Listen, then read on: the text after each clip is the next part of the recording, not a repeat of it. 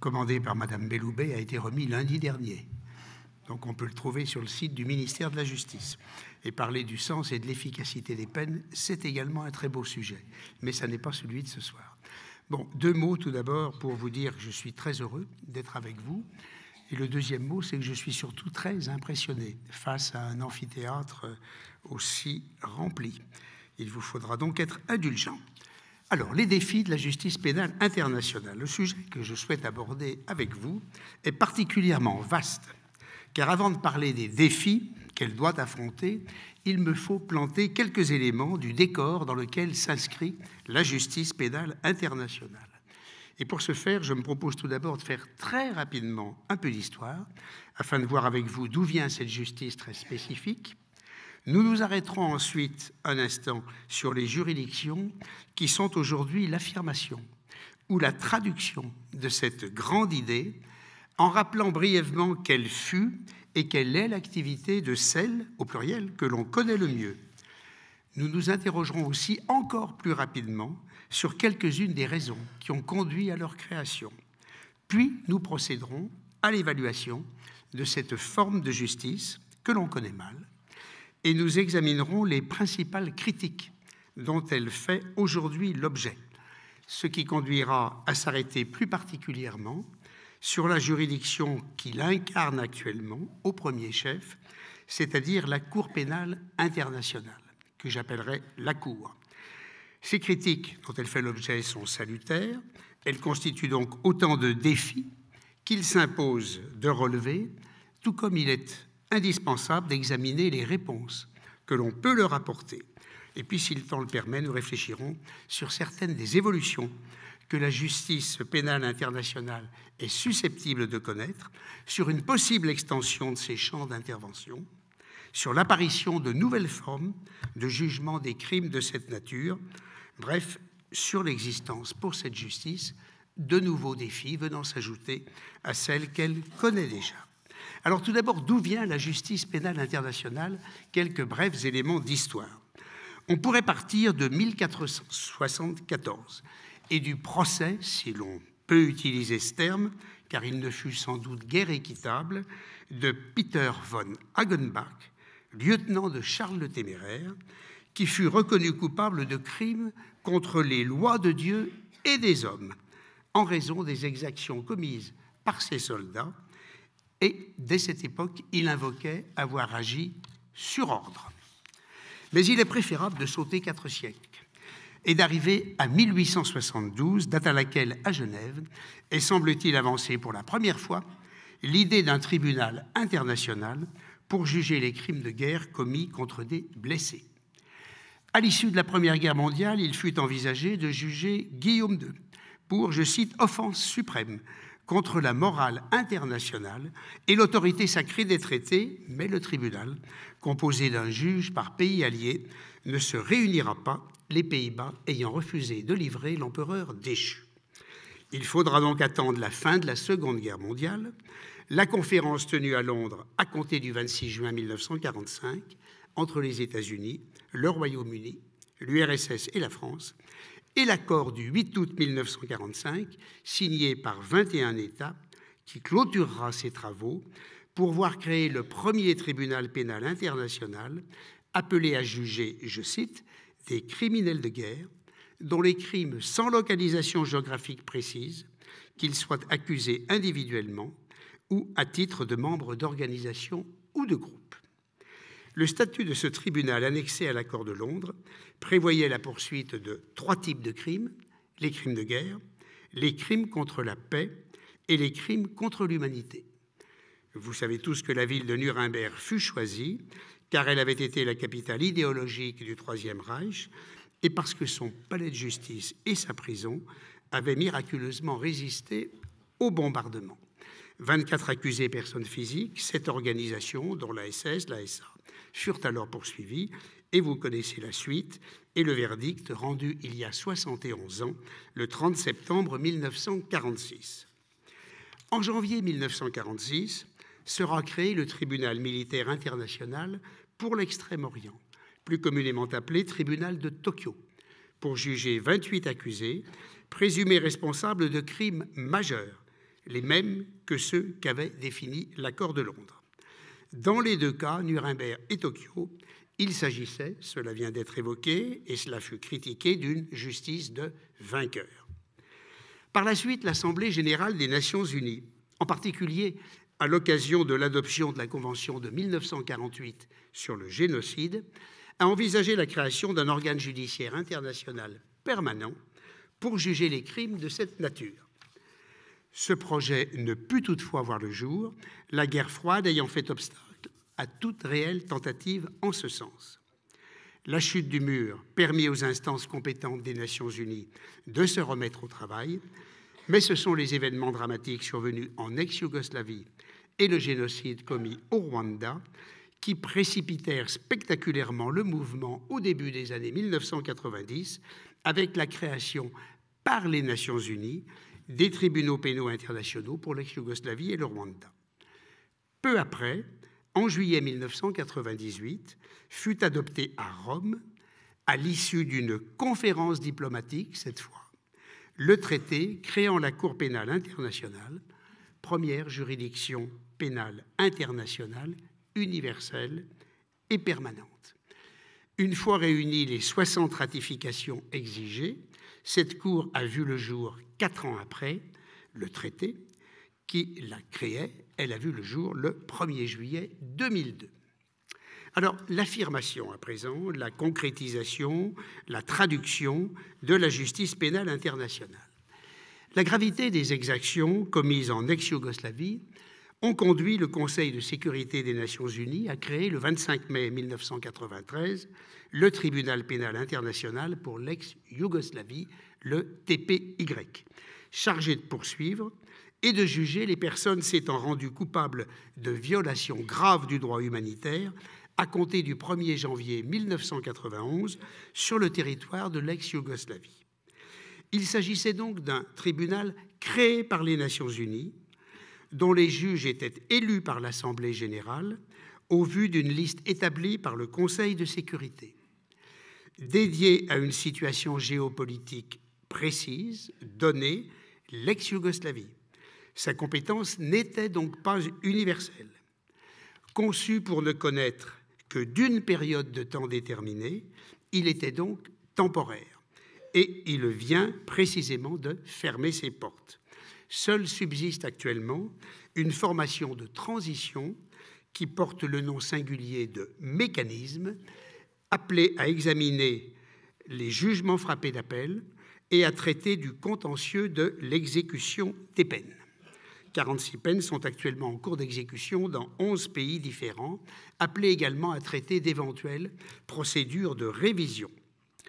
Sous réserve de quelques erreurs, le TPY a condamné 84 personnes et en a acquitté 19.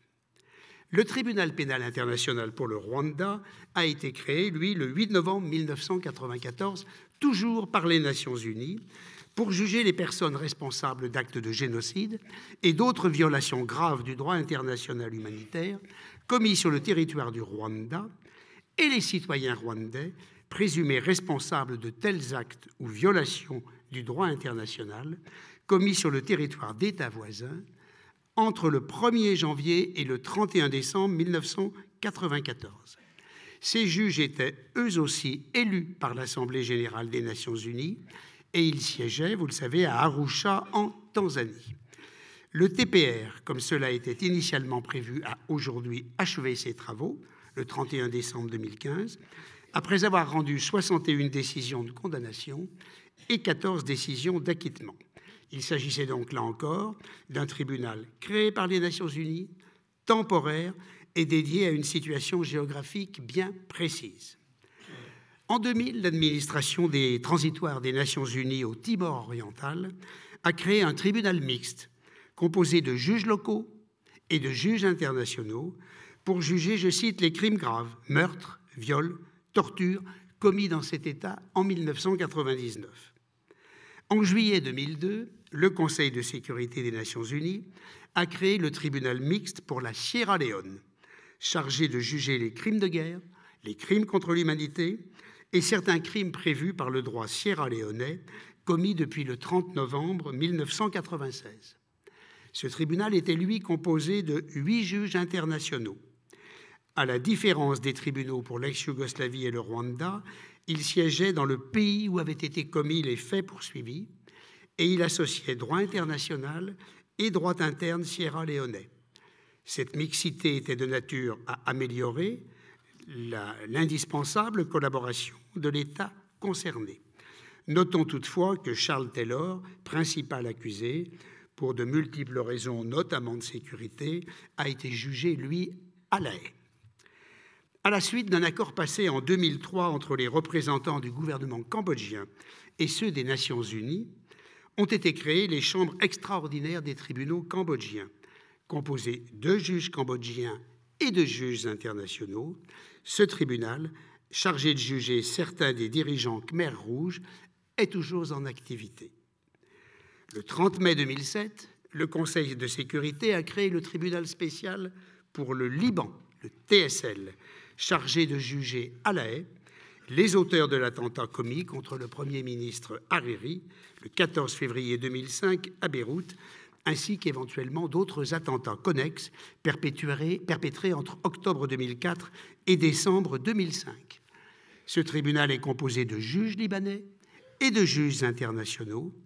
Il applique les dispositions du droit pénal libanais.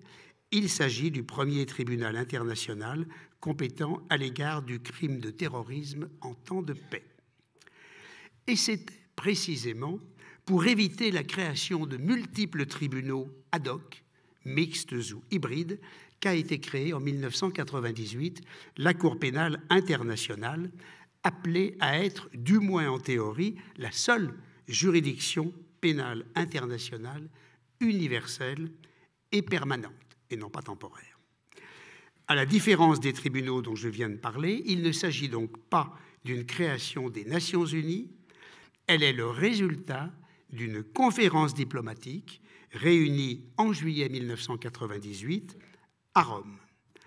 Aujourd'hui, 123 États sont signataires et ont ratifié le traité de Rome.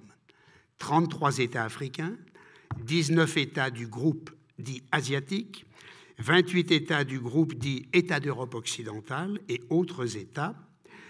Le Burundi a toutefois, je ne sais pas si j'ai parlé des 28 États d'Amérique latine et des Caraïbes. Le Burundi a récemment décidé de quitter la Cour et l'Afrique du Sud envisage de faire de même. Nous y reviendrons. Donc actuellement 123 États et je vous rappelle que les Nations Unies regroupent 193 États.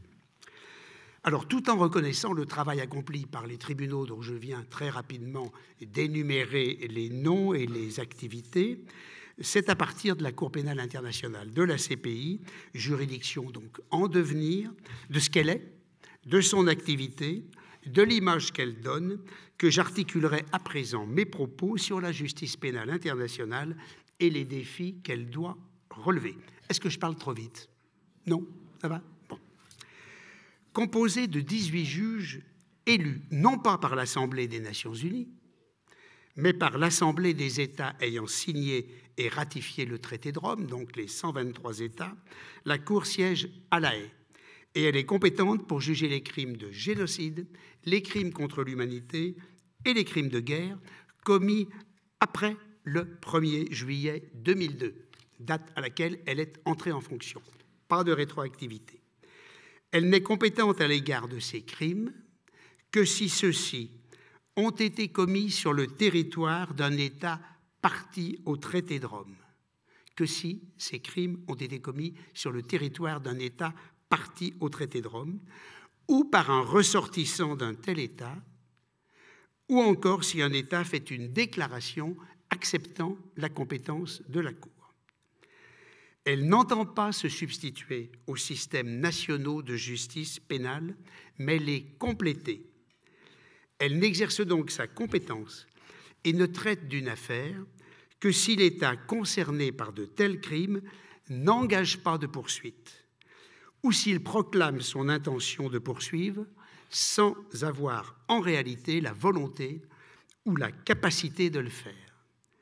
Elle fonctionne donc selon un principe de complémentarité, ce qui implique que les États compétents au premier chef adaptent leur législation au statut de Rome et prennent toute leur part dans la recherche et la poursuite des personnes suspectées d'avoir commis de tels crimes. La Cour peut donc être saisie soit par un État partie au traité de Rome, ce fut le cas ces dernières années, saisine par la République démocratique du Congo, l'Ouganda, la République centrafricaine à 2 reprises, le Mali, soit par un État ayant décidé ponctuellement d'accepter sa compétence, ce fut le cas de la Côte d'Ivoire. Elle peut aussi être saisie par le Conseil de sécurité des Nations unies, ce fut le cas pour le Soudan Darfour et pour la Libye. Elle peut enfin être saisie par son procureur, après une enquête engagée à son initiative, mais avec l'accord d'une des chambres de la Cour, une collégialité intitulée Chambre préliminaire. Ce fut le cas pour le Kenya et à court terme, ce serait le cas pour l'Afghanistan. Retenons également qu'aucune immunité liée par exemple à un statut de chef d'État ou de membre d'un gouvernement ne peut être invoquée devant la Cour, ce qui, paradoxalement, constitue sans doute une de ses faiblesses et conduit certains États à ne pas la rejoindre ou à la quitter, comme le Burundi. À ce jour, la Cour a définitivement statué dans 6 affaires. Elle a prononcé 9 condamnations et 1 acquittement. Les 2 dernières condamnations concernant Jean-Pierre Bemba, ancien vice-président de la République démocratique du Congo, en raison des multiples viols commis en Centrafrique par les militaires qui le dirigeaient. Cette affaire vient d'être examinée par la Chambre d'appel. L'autre affaire récemment jugée concerne Ahmad Al-Faki Al-Mahdi, qui est un djihadiste malien, jugé pour les destructions de monuments historiques et de bâtiments consacrés à la religion, constitutifs de crimes de guerre et qui ont été commis à Tombouctou. 25 affaires ont été ouvertes, 6 sont actuellement en cours de débat en audience, 13 suspects objets de mandat d'arrêt sont en fuite. Par ailleurs, la Chambre préliminaire a refusé de confirmer les charges que lui présentait le procureur dans différentes affaires. Enfin, dans l'affaire dite du Kenya, le procureur a en cours de route, en cours d'audience, renoncé aux poursuites qu'il avait engagées. À côté de ces affaires en cours de jugement ou qui ont été jugées, le procureur conduit des enquêtes avec l'autorisation de la Chambre préliminaire dans 11 pays, en Ouganda toujours, en Centrafrique, en République démocratique du Congo, au Darfour, au Kenya, en Libye, en Côte d'Ivoire, au Mali, en Géorgie et au Burundi. Ceci explique peut-être cela. Et peut-être bientôt en Afghanistan, car il a demandé en novembre dernier à la Chambre de la Cour, habilitée à cet effet, la Chambre préliminaire, l'autorisation d'enquêter dans ce pays sur les crimes commis depuis 2003. Et en amont de ces enquêtes, il procède à des examens préliminaires. C'est donc la toute première manifestation du procureur, s'agissant de voir s'il est compétent, s'il s'agit bien de crimes potentiellement commis rentrant dans la compétence de la Cour. Il procède donc à des examens préliminaires dans 7 pays, en Colombie, au Gabon, en Guinée, en Irak, au Nigeria, en Palestine et en Ukraine. Alors, très vite, quelques mots sur les raisons qui militent en faveur d'une justice pénale internationale. Il faudrait une conférence à soi seul.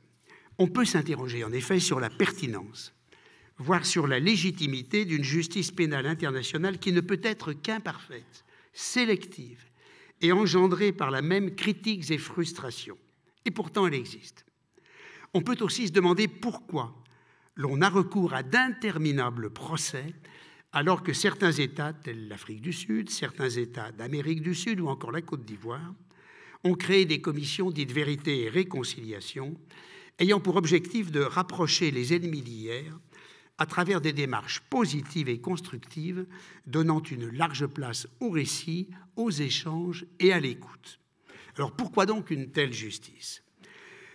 Retenons tout simplement que pour les rédacteurs du traité de Rome, certains faits ne peuvent demeurer impunis et qu'il est du devoir de chaque État de soumettre à sa juridiction criminelle les responsables des crimes internationaux, la CPI n'intervenant qu'en complément des juridictions pénales nationales.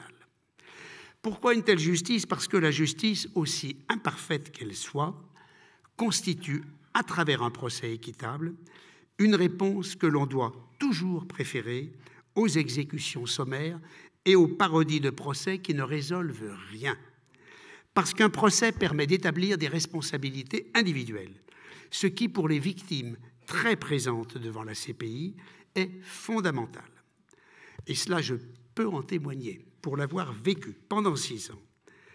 Jankélévitch écrivait que l'oubli, et Elie Wiesel le citait lors du procès de Klaus Barbie, revient à tuer 2 fois les victimes.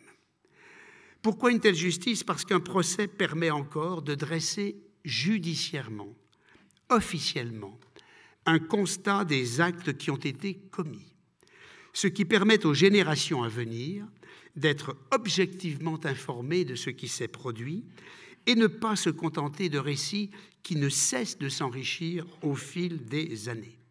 Si on pense au tribunal pour l'ex-Yougoslavie, il a réuni en 20 ans des archives judiciaires d'un intérêt considérable qui attesteront, en cas de campagnes révisionnistes qui ne sont jamais à exclure, de ce qui s'est passé à une époque en ex-Yougoslavie.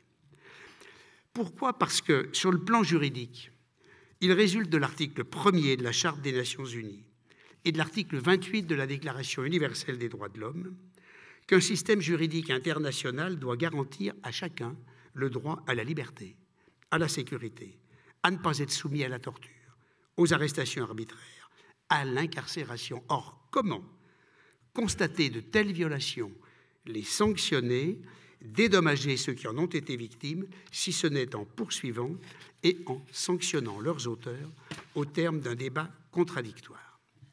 Et si les juridictions nationales s'avèrent défaillantes, il faut alors pouvoir compter sur une cour ou sur des tribunaux internationaux appelés à se prononcer au nom de la communauté internationale tout entière et non pas, comme à Nuremberg ou à Tokyo, au nom des seules puissances victorieuses. Parce qu'enfin, l'exemple de procès comme ceux de Saddam Hussein ou d'Hosni Moubarak est patent. Une juridiction ayant plus de recul peut, même s'il est difficile de juger de loin, se prononcer, sans doute, avec plus d'objectivité que des juges nationaux qui se sont trouvés au cœur d'un conflit qu'ils ont vécu et qui est parfois même toujours en cours.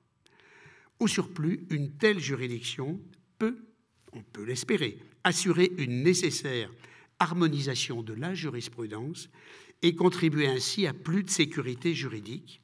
Elle peut aussi disposer de personnel d'enquête très spécialisé et de meilleurs moyens d'investigation.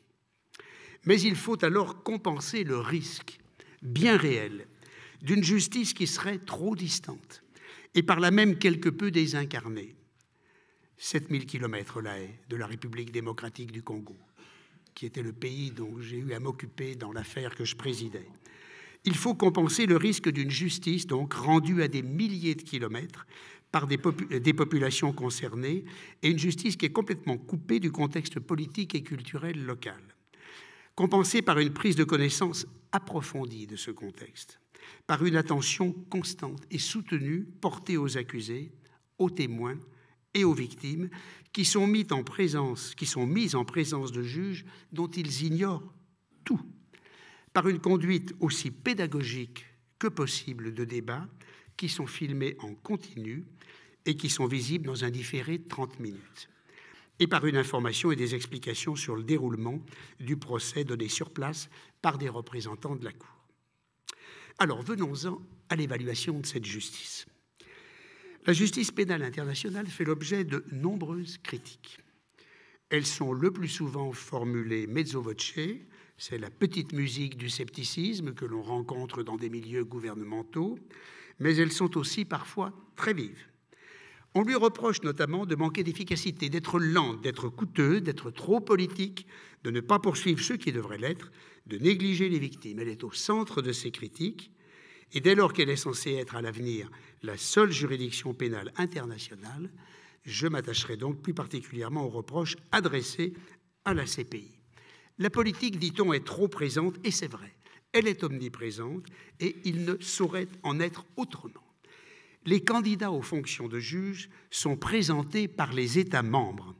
Ils doivent faire campagne et ils sont élus par les représentants de ces mêmes États membres, ce qui, fort heureusement, ne les empêche pas, une fois élus, d'exercer leurs fonctions en totale indépendance.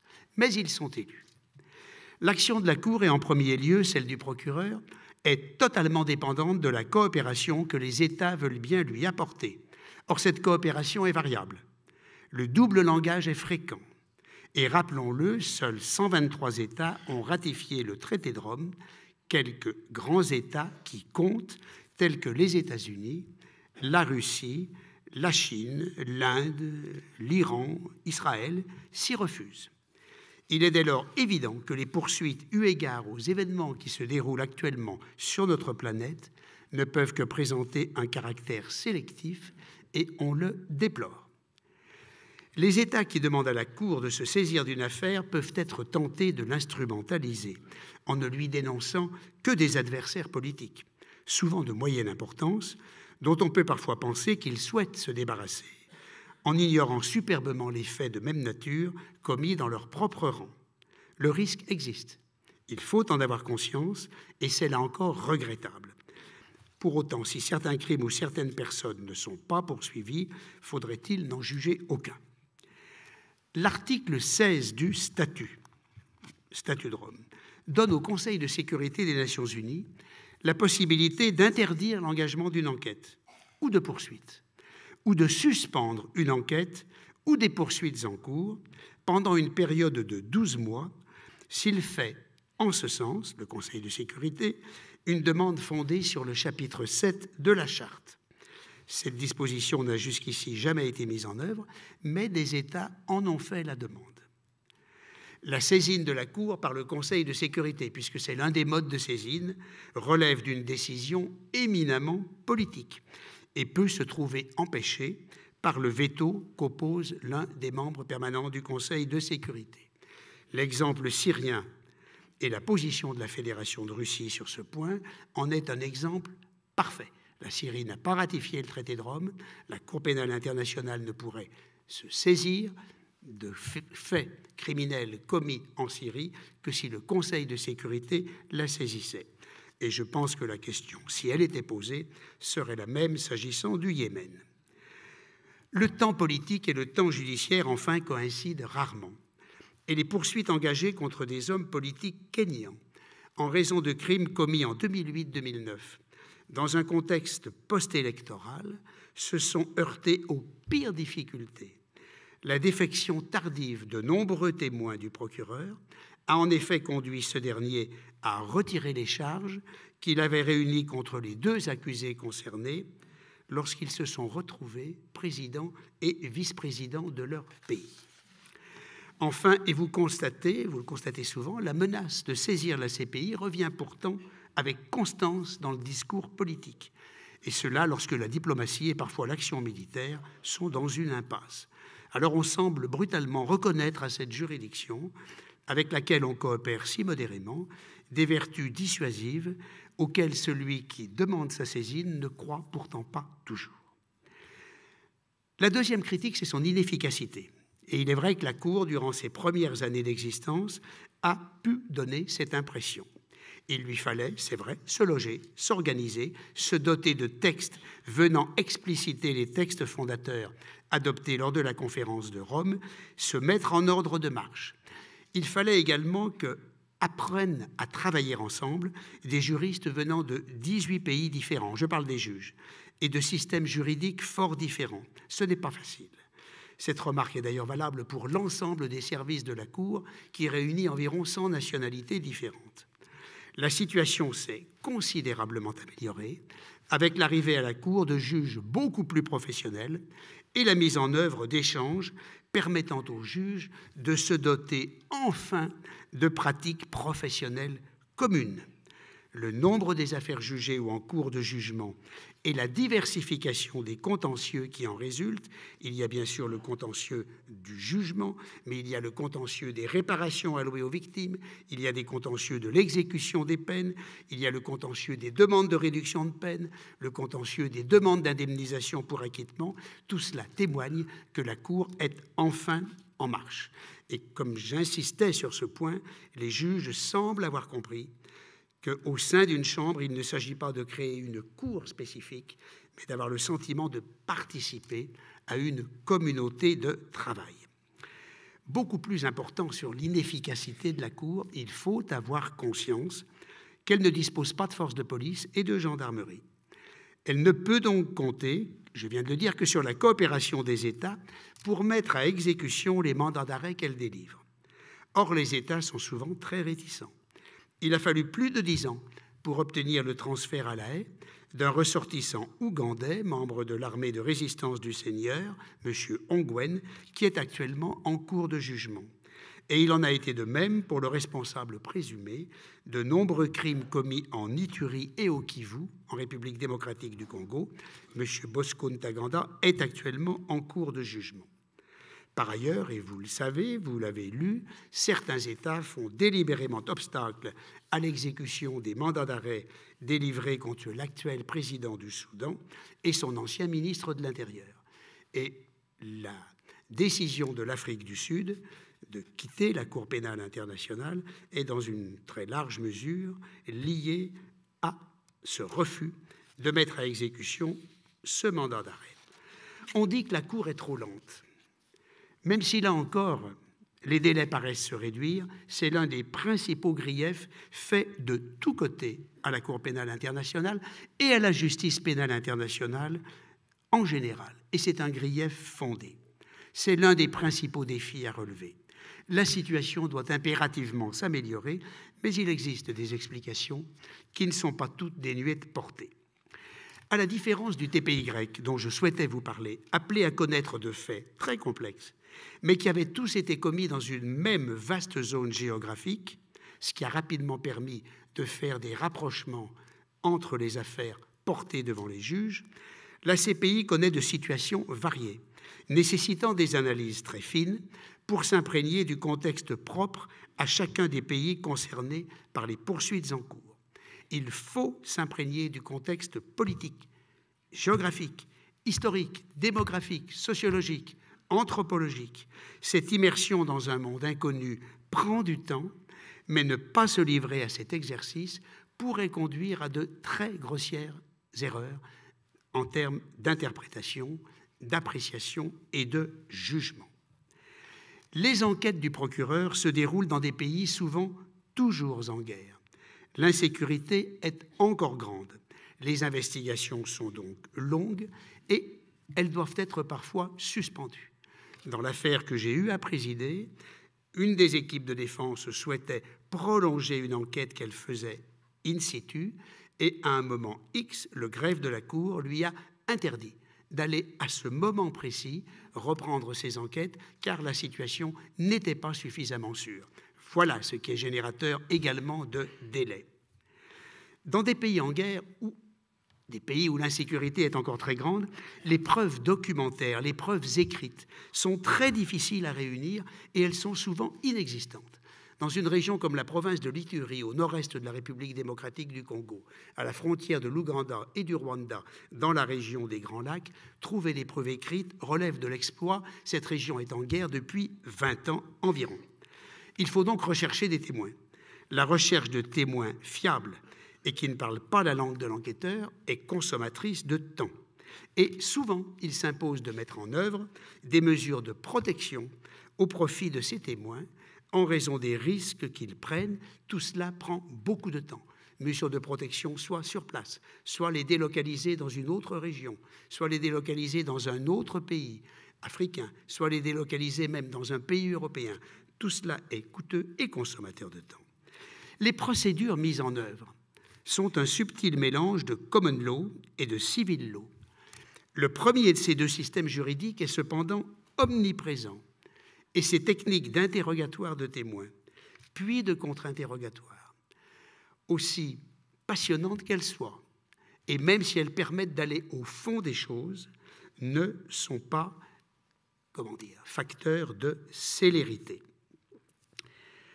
Par ailleurs, l'interprétation et la mise en œuvre de textes élaborés, je vous l'ai dit tout à l'heure, lors d'une conférence diplomatique, et non pas par les bureaux juridiques des Nations Unies, avec la part de compromis qu'implique toute conférence diplomatique, cette interprétation n'est pas non plus chose aisée, a fortiori de la part de juges ayant des formations et des cultures différentes. Il s'impose donc, sans vouloir à tout prix mettre en concurrence ces deux systèmes juridiques, il s'impose donc de rechercher, au-delà de cette common law omniprésente et incontestablement source de lenteur, les mécanismes procéduraux qui permettront de gagner du temps, et il en existe. Des initiatives individuelles donnent actuellement lieu à des réflexions sur ce point. Cela dépend aussi des facultés créatrices des juges qui sont élus à la Cour, à condition qu'ils respectent les textes. Mais les textes peuvent s'interpréter dans le souci qui figure dans le statut de veiller à ce que les procès soient équitables et conduits avec célérité.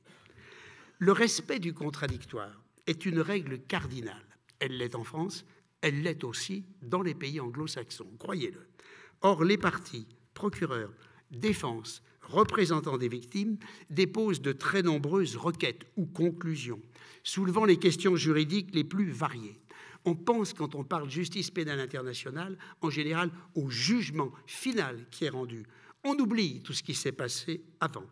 À titre d'exemple, avant de rendre son jugement, la Chambre que je présidais a rendu 409 décisions écrites et 168 décisions orales lues à l'audience, portant sur les questions les plus diverses, exception d'irrecevabilité, exception de nullité, etc.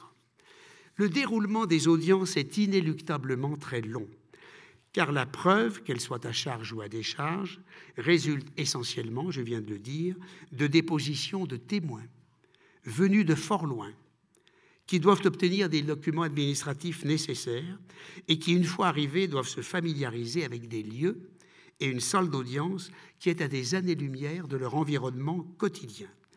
Il s'agit la plupart du temps de personnes très simples, je parle en tout cas de ce que j'ai connu avec la province de l'Iturie, qu'il s'impose de rassurer, qu'il s'impose de mettre en confiance, car il va leur être demandé de refaire le récit de scènes qu'elles avaient le plus souvent tenté d'oublier. Vous me direz qu'il en va de même en droit interne. Ce sont des faits, la plupart du temps, crimes contre l'humanité, crimes de guerre, que l'on n'a pas plaisir à réévoquer. Pour le président d'audience, il est donc indispensable de veiller à tout instant à ce que l'atmosphère de la salle d'audience soit sereine, calme, à ce qu'elle favorise un travail utile. Et si vous ajoutez à cela le temps de traduction de documents écrits et la nécessité d'une interprétation parfois à double niveau, vous comprendrez que du temps s'écoule. La plupart des témoins qui ont comparu devant la chambre au sein de laquelle je siégeais parlaient le lingala ou le swahili. Le lingala était donc traduit vers le français, dont bénéficiait le président de la chambre et un certain nombre d'acteurs de ce procès, et du français traduit vers l'anglais, car une équipe de défense était purement anglaise. Donc vous imaginez le temps que prend une traduction lingala swahili vers le français, puis vers l'anglais, ce qui implique un débit infiniment plus lent que celui que j'ai avec vous actuellement, et voilà, s'assurer que tout le monde a bien dans l'oreille une interprétation dont on espère qu'elle respecte scrupuleusement la nuance que l'on avait souhaité mettre dans le propos que l'on tenait, qu'il s'agisse du président d'audience, des avocats, du procureur ou des témoins. Pour autant, il faut arriver à canaliser ces débats, il faut essayer d'éviter qu'ils soient trop longs, ce qu'un juge français de civil law sait faire et qu'il peut imposer au risque de surprendre. Vous savez qu'en théorie, le juge de common law est un arbitre qui laisse aux parties le soin de construire le dossier au fil des interrogatoires principaux et des contre-interrogatoires, procureur d'abord, défense ensuite. Un juge français de civil law surprend quand il essaye de discipliner une audience, quand il prend la parole, quand il pose des questions. Et pourtant, dans ce statut, rien ne le lui interdit.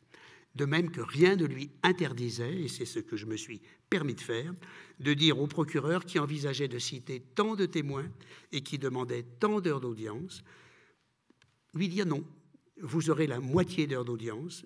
Il n'est peut-être pas indispensable de citer tel témoin qui est redondant avec tel autre témoin. Et puis vous pouvez peut-être les présenter dans un autre sens. Et en définitive, quand on s'explique, on est en général compris. Trop africaine, a-t-on dit. Cette cour est beaucoup trop africaine. Comment peut-on parler de cour universelle alors que les affaires jugées ou en cours actuellement ne concernent que le continent africain? Et c'est vrai, actuellement, les poursuites en cours ne concernent que des pays africains. Bon, la critique est réelle, il faut simplement se souvenir que le Conseil de sécurité a saisi la Cour du Soudan et de la Libye et qu'à l'exception du Kenya, toutes les autres affaires africaines ont été apportées par les pays africains concernés. Il demeure que c'est une critique qui doit être prise en considération. Il faut que la Cour, le bureau du procureur, diversifie ses poursuites. Il envisage de le faire, vous l'avez vu, en Afghanistan. Il enquête en Géorgie. Mesurons bien que lorsqu'il enquête en Afghanistan, ce sont les États-Unis qui ne sont pas contents. Lorsqu'il enquête en Géorgie, c'est la Fédération de Russie qui n'est pas contente. Donc, de toute manière, quoi qu'il fasse, il ne crée que des mécontents. Elle est trop coûteuse, cette Cour. Le budget est d'environ 147,5 millions d'euros cette année. C'est peu si l'on examine ce budget par rapport au budget de nombre d'institutions internationales. C'est peu si l'on songe que les effectifs de la Cour sont de 972 personnes. Si l'on songe au coût des enquêtes dans des pays, je l'ai dit, où l'insécurité règne, d'où des mesures de protection. Si l'on songe aux mesures de protection dont doivent bénéficier des témoins, c'est également peu si l'on songe à la nécessité d'avoir sur place des bureaux extérieurs qui permettent d'accueillir ceux qui viennent faire des enquêtes, procureurs, équipes de défense, représentants légaux des victimes, qui permettent également à la Cour d'assurer localement une information sur le déroulement des procédures qui sont en cours d'audience, le tout à partir des films qui sont donc enregistrés en continu pendant les audiences. On a également dit que la politique pénale du procureur était peu lisible, pas assez transparente, que ses choix étaient contestables, qu'il n'avait pas toujours poursuivi les véritables responsables, c'est vrai. Au tout début de l'existence de la Cour, on peut penser que le procureur a peut-être cherché à occuper cette Cour avec des accusés qui auraient peut-être pu être plus normalement jugés dans leur état d'origine. L'important est que, effectivement, sa politique pénale soit faite de priorité quant aux personnes poursuivies, si possible les principaux responsables, les juridictions nationales conservant des exécutants, et quant aux faits, il faut aller à l'essentiel et ne pas vouloir poursuivre tous les faits qui ont été commis. Des difficultés pour répondre aux attentes des victimes. Contrairement aux tribunaux ex-Yougoslavie ou Rwanda, les tribunaux ad hoc, et contrairement à la tradition des tribunaux anglo-saxons, le statut de Rome a prévu la possibilité pour les victimes d'être présentes devant la Cour. Il faut qu'elles soient autorisées à participer et elles vont ensuite participer par l'intermédiaire d'avocats qui les représentent. Donc pour la Cour, c'est un énorme défi. Car comme je l'ai indiqué, non, je ne l'ai pas encore indiqué, je vous l'indique maintenant, c'était dans le film de tout à l'heure, dans l'affaire Bemba, il y a plus de 5000 victimes qui sont autorisées à participer. Dans l'affaire de Laurent Gbagbo, plus de 700 victimes. Dans l'affaire de Ntaganda, plus de 2000 victimes. Dans l'affaire Ongwen, Ouganda, plus de 4000 victimes. Et en cas de condamnation des accusés, les procédures d'octroi de réparation s'avèrent très longues pour l'instant, et le choix des réparations à accorder s'avère très difficile dans la mesure où la plupart des accusés actuellement traduits devant la Cour sont insolvables. D'où la mise à contribution d'un fonds pour l'indemnisation des victimes. Il nous faudrait beaucoup de temps pour en parler. Je voudrais dire quelques mots des juges. Parce que quand on évalue une institution, il faut aussi évaluer ceux qui la servent. Donc une évaluation objective doit conduire à s'interroger sur la qualité des juges et sur leur aptitude à connaître des crimes les plus graves, car là, il y a un vrai défi. Les conditions de nomination, d'élection, sont contraignantes, car il faut respecter une répartition équitable entre continents, entre grands systèmes juridiques et entre sexes. ce qui peut conduire, pour respecter tous ces équilibres, à élire parfois quelqu'un qui est infiniment moins compétent que quelqu'un qui vient d'un groupe ou d'un sexe déjà trop représenté au sein de la Cour. Par ailleurs, le statut a prévu que 10 des 18 juges de la Cour sont des juristes de droit pénal, ayant une pratique de la procédure pénale dans leur pays, juges, procureurs ou avocats. Mais 8 autres juges doivent simplement avoir une compétence reconnue en droit international, droit humanitaire ou droit de l'homme, ainsi qu'une grande expérience dans une profession juridique présentant un intérêt pour la Cour. Il s'agira donc d'universitaires, il pourra s'agir de diplomates. Certains se coulent immédiatement dans leur nouvelle fonction, d'autres ont infiniment plus de difficultés pour le faire. Je crois qu'il faut être très clair. Les juges doivent témoigner d'un engagement total. Ils ne doivent pas s'en remettre à leurs assistants, ce qui est une tentation parfois forte pour des personnes qui arrivent au sommet de leur vie professionnelle. Ils doivent travailler en équipe. Ils doivent donc donner l'exemple du travail. Être juge dans une juridiction pénale internationale, ce n'est pas le couronnement d'une vie professionnelle. Si je le dis, c'est que je pense que certains ont pu le penser et le croire dans les premières années d'activité de la Cour. C'est un recommencement, c'est une remise en cause, c'est un nouveau départ qui impose à celui qui accède à ces fonctions, même s'il occupe dans son pays une place importante dans la hiérarchie judiciaire, de se placer dans la situation de quelqu'un qui découvre un monde totalement nouveau, qui a tout à apprendre et qui doit, avec modestie et détermination, faire à nouveau ses preuves. L'Assemblée des États parties a créé, il y a 4 ans, une commission consultative qui, lorsqu'il faut renouveler des juges, procède à l'audition de tous les candidats juges envoyés par des pays des différents continents. Le hasard m'a permis de faire partie de cette commission. 6 nouveaux juges viennent d'être élus au mois de décembre dernier. Ils avaient, comme les autres candidats, tous été entendus par cette commission et c'est vraiment le moment où il est possible de s'assurer, si tant est que ce soit une certitude, mais de s'assurer que leur candidature correspond à un engagement total avec le souci de retravailler une nouvelle fois comme s'ils commençaient leur vie professionnelle. Les évolutions, à toute allure, car je vois que l'heure tourne, donc je vais simplement les citer. Les évolutions. La Cour pénale internationale va voir son champ de compétences élargi avec le crime d'agression. Le crime d'agression avait été mis de côté lors du traité de Rome en 1998. Un groupe de travail travaillait. Ce groupe de travail, en 2010, lors d'une conférence de révision du traité à Kampala, a fait adopter le principe d'un crime d'agression défini de manière extrêmement stricte, avec un rôle important pour le Conseil de sécurité des Nations unies.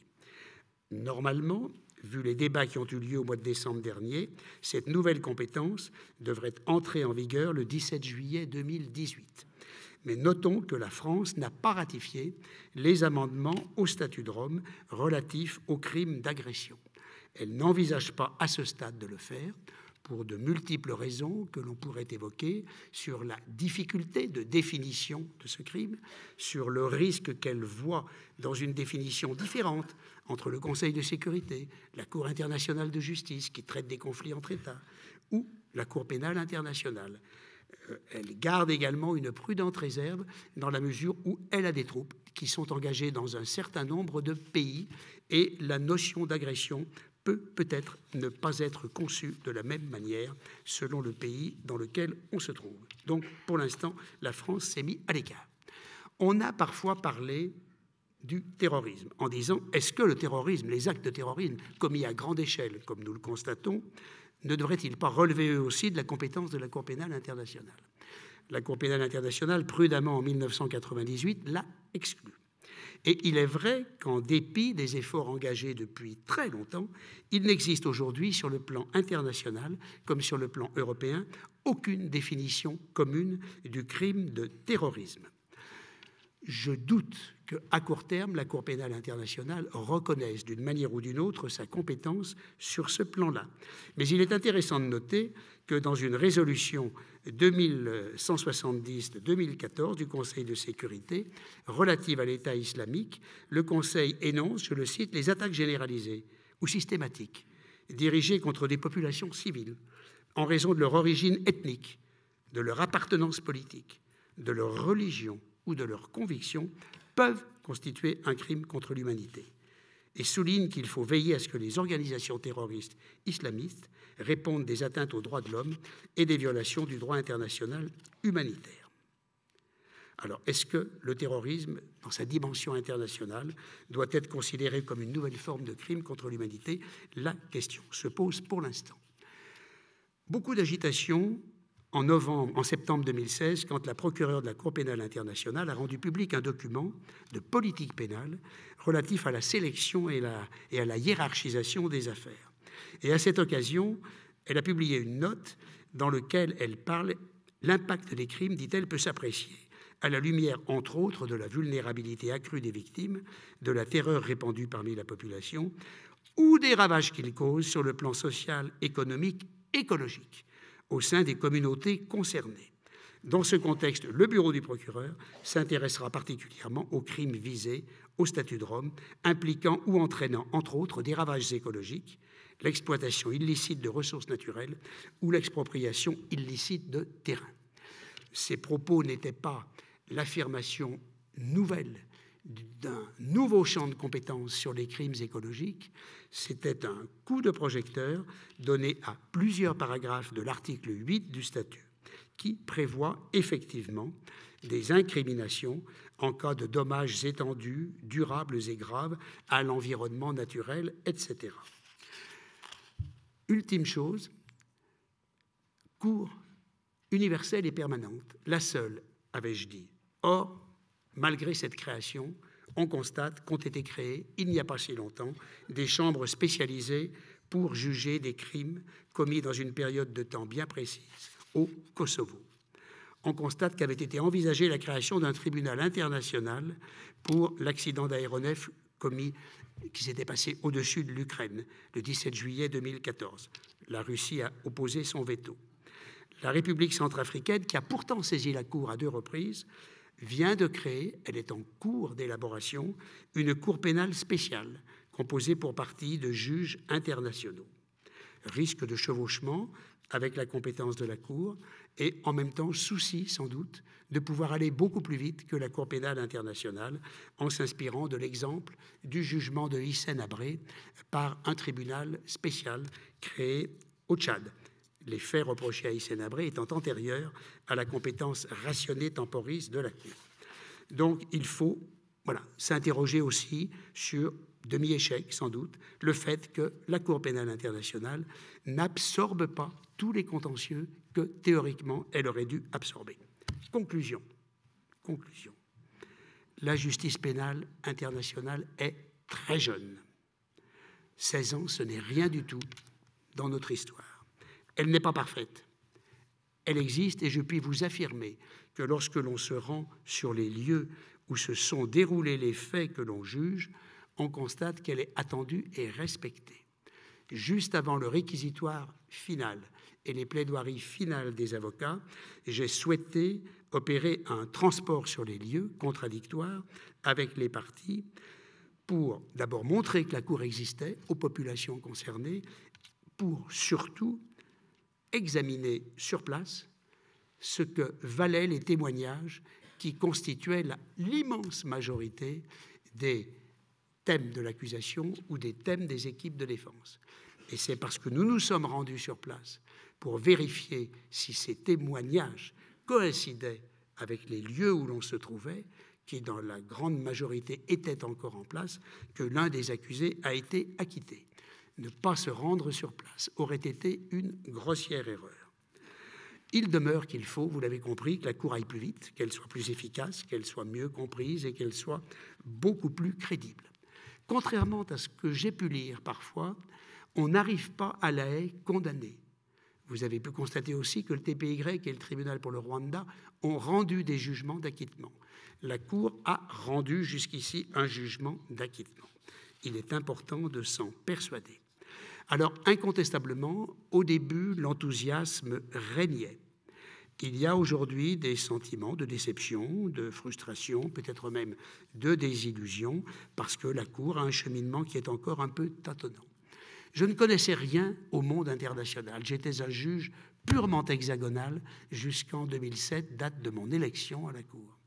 Mais j'ai constaté que dans le monde international, il y a une qualité qu'il faut avoir, c'est la patience.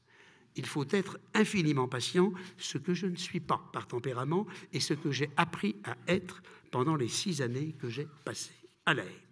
Donc je crois qu'il faut vraiment défendre cette forme de justice dont l'ambition s'inscrit vraiment dans l'histoire de l'humanité. Il ne faut pas s'arrêter uniquement aux difficultés, aux imperfections et aux échecs, car on oublierait les réalisations, et il y en a qui aurait cru, il y a 30 ans, que des dirigeants civils ou militaires pourraient un jour être traduits devant un tribunal international pour y rendre des comptes. Et c'est pourtant depuis le TPY, depuis 1993, c'est une réalité. Et je voudrais, en terminant définitivement, vous dire qu'il y a des tas de raisons d'espérer. D'abord parce que, je parle de la CPI, sa présidente a su créer des échanges entre juges. Je le répète, venant de 18 pays différents, étant en fin de carrière, apprendre à travailler ensemble. Elle a commencé à y parvenir. Le 16 octobre dernier, dans les locaux de l'École nationale de la magistrature, lieu neutre, se sont réunis la présidente de la Cour pénale internationale, la présidente du tribunal spécial pour le Liban, la présidente des chambres détachées du Kosovo et le président du tribunal pénal international pour l'ex-Yougoslavie, qui n'avait pas encore fermé ses portes. Et tout au long de cette journée, on m'avait demandé d'en assurer la modération, le rôle de modérateur.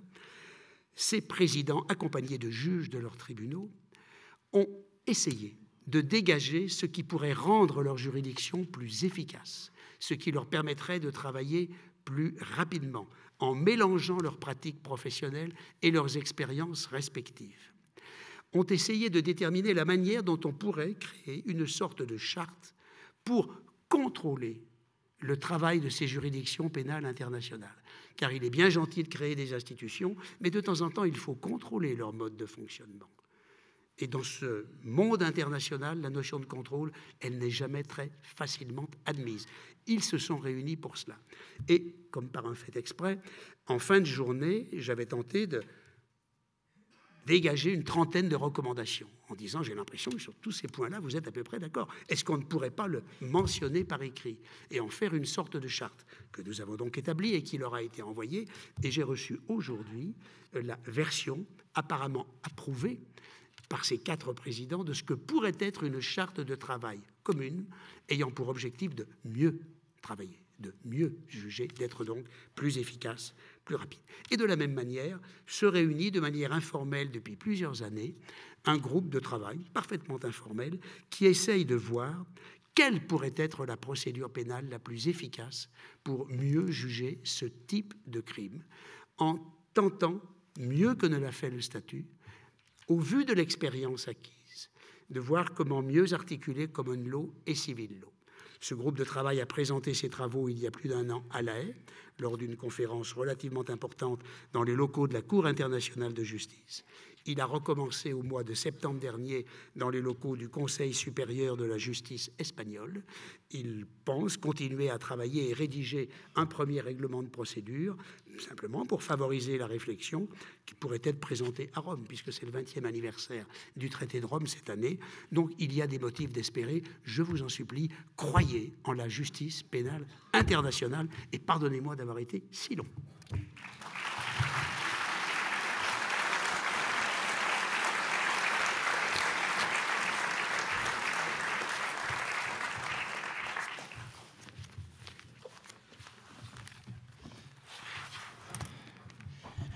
Merci beaucoup, Bruno Cotte, pour ce plaidoyer vibrant en faveur de la justice internationale, mais aussi pour avoir bien expliqué les modalités concrètes, comment fonctionne cette justice internationale, puisqu'elle est mal connue. Déjà, la justice nationale est mal connue, alors vous imaginez la justice internationale, la justice pénale internationale, elle est mal connue, elle est souvent critiquée, comme vous l'avez dit. D'ailleurs, votre plaidoyer était tout à fait réaliste, parce que vous avez vous-même évoqué de nombreux points critiques et qui empêchent ou qui rendent difficile le fonctionnement de cette justice. Donc nous avons encore une petite demi-heure pour les questions et les réponses. Je profite de mon rôle, mais aussi du fait que je reçois des questions de nos auditeurs de différentes villes qui sont situées à l'extérieur de Paris. Et il y a une question qui revient souvent, c'est comment faire pour obliger ou pour pousser un certain nombre d'États, notamment les États les plus importants et les plus gros, tels que les États-Unis, la Chine, la Russie, l'Iran, l'Inde, etc., qui ne sont pas signataires du statut de Rome. L'Union européenne, lorsqu'elle négocie les accords d'association ou les accords politiques avec des États tiers, introduit la clause de ratification du traité de Rome comme l'une des conditions. Je n'ai pas l'impression que l'évolution du monde actuel, notamment les gouvernements nationaux dans les pays que j'évoquais, évolue dans ce sens. C'est plutôt le contraire. Alors, quelle serait la solution? Alors, il faut avoir conscience que la justice pénale, c'est un élément essentiel de la souveraineté d'un État. Donc, même si la compétence de la Cour n'est que subsidiaire ou complémentaire, il faut bien comprendre que signer et ratifier le traité de Rome implique d'abandonner ou de prendre le risque de réduire cet élément essentiel de la souveraineté qui réside dans la possibilité de rendre la justice pénale et de sanctionner dans un État. Alors un certain nombre d'États enthousiastes ont accepté très vite de signer et de ratifier. D'autres ont attendu. Le président de la Cour, pendant les 9 premières années d'existence de la Cour, les 6 premières années, le président de la Cour était celui qui avait dirigé la conférence diplomatique à Rome. Les années 6 à 9, c'était un président venant de Corée du Sud et qui était avant juge au sein de la Cour, mais une large partie de leur activité a consisté à aller faire en quelque sorte du porte-à-porte, allant d'un État à un autre pour leur dire signez et ratifiez, s'il vous plaît, pour donner à cette Cour plus de portée, plus d'ampleur. Bien. Des États comme les États-Unis ou la Fédération de Russie ne sont d'évidence pas prêts à abandonner une partie de leur souveraineté pour adhérer au traité de Rome. Et je pense qu'ils n'ont pas tout à fait compris que la complémentarité les mettait en principe à l'abri de toute poursuite. La complémentarité veut que l'État, sur le territoire duquel ou dont l'un des ressortissants a commis des faits qualifiés de crimes de guerre, de crimes contre l'humanité ou de génocide, doit être jugé dans son État respectif. On peut, en théorie, faire confiance aux États-Unis pour juger de tels faits. S'agissant de la Russie, il n'est pas totalement à exclure, mais là je n'engage que moi, qu'elle est un peu redoutée que le procureur de la Cour pénale internationale aille s'intéresser à ce qui avait pu se passer en Tchétchénie ou ailleurs. Voilà. Donc, il faut espérer que la Cour arrivera à ratisser, si vous me permettez cette expression beaucoup plus large, mais actuellement, elle souffre incontestablement de l'absence de quelques grands États. Alors, vous indiquiez que tout cela n'était pas toujours bien compris. Israël, par exemple, a eu un peu de peine à comprendre comment la Palestine avait pu, maintenant qu'elle a le statut de membre observateur, je crois, des Nations Unies, signer et ratifier le traité de Rome. Et Israël comprend fort mal, et pourtant c'est une réalité, que le procureur soit en examen préliminaire sur la situation palestinienne. Ce qui, au demeurant, n'est pas une chose très simple, car lorsque l'on examine, même quand on n'est pas très, très averti, comme je le suis, mais ce qui se passe là-bas, on se dit qu'il y a parfois des risques de faits commis des deux côtés. Autre question. Merci. Voilà, je passe la parole à monsieur. Oui.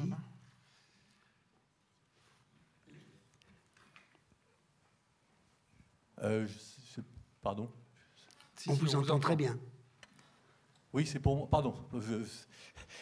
C'est à propos effectivement de la souveraineté des États. Et dans quelle mesure, vous avez parlé d'extension à l'agression, dans quelle mesure la justice internationale peut-elle dissuader les États de déclencher une guerre? Alors, je pense que dans un certain nombre d'États africains, le rôle qu'a jusqu'ici joué la Cour pénale internationale a sans doute pu avoir un effet dissuasif. Je dis bien sans doute, car quand on regarde actuellement la carte du continent africain et malheureusement tout ce qui s'y déroule, on serait parfois en droit d'en douter. Mais j'avais retenu ça de ce que m'avait dit, lorsque je faisais ma campagne en 2007 à New York, le représentant permanent de la France auprès du Conseil auprès des Nations Unies, qui m'avait dit « Détrompez-vous, moi je peux vous assurer que cette Cour pénale internationale, maintenant que des mandats d'arrêt sont exécutés, c'était il y a 10 ans, maintenant que des poursuites sont en cours, a un effet dissuasif et il ne cessera de croître. S'agissant en revanche du crime d'agression et de la définition de ce crime, à supposer que la Cour exerce des poursuites dans quelque temps avec la définition extrêmement réduite et cantonnée que l'on a souhaité donner au crime d'agression, je doute que cela puisse, et j'ai honte de le dire, mais je doute que cela puisse avoir un effet réellement dissuasif quand on voit la manière dont évolue, j'allais dire, notre humanité. Hein. Il n'y a pas de jour sans que l'on apprenne qu'il y a un nouveau conflit ailleurs. J'ai lu ce matin, j'aurais voulu vous le citer en fin de propos, je ne le retrouve pas, les mots qu'a tenus je ne sais plus où c'est, le secrétaire général des Nations Unies, qui, voilà, devant les 193 membres de l'Assemblée générale des Nations Unies, le 16 janvier dernier, le secrétaire général Antonio Guterres a présenté ses 12 domaines d'action, d'accord, et il a notamment déclaré, je le cite, « J'ai pris mes fonctions l'année dernière, en appelant à faire de 2017 une année de paix. Un an plus tard, nous devons reconnaître que la paix reste insaisissable. » Et ce mot d'insaisissable, je trouve qu'il est train. Pour autant, je crois dans la justice pénale internationale. Et je crois que peut-être elle a un effet dissuasif sur certains. Enfin, quand on voit ce qui se passe actuellement entre également la Turquie et le mouvement kurde, on peut peut-être en douter.